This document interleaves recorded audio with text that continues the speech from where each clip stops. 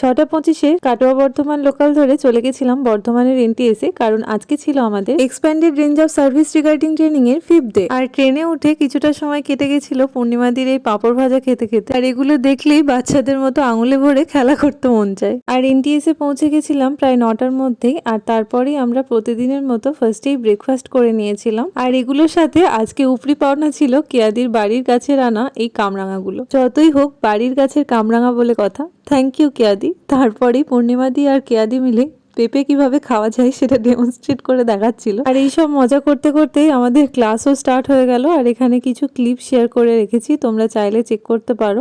তারপরে 2টার দিকে আমরা লাঞ্চে চলে গেছিলাম। আর রোজকার খাবার কিন্তু সত্যিই ভালো।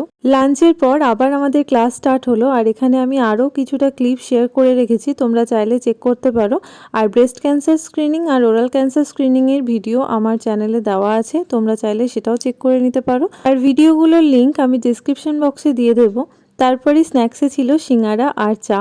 তারপর বাড়ি ফেরার উদ্দেশ্যে রওনা দিলাম। তো ভিডিওটি তোমাদের যদি ভালো লাগে তাহলে অবশ্যই লাইক অ্যান্ড সাবস্ক্রাইব করে দিও। আজকের মতো টাটা, দেখা হচ্ছে আবার পরের ভিডিওতে।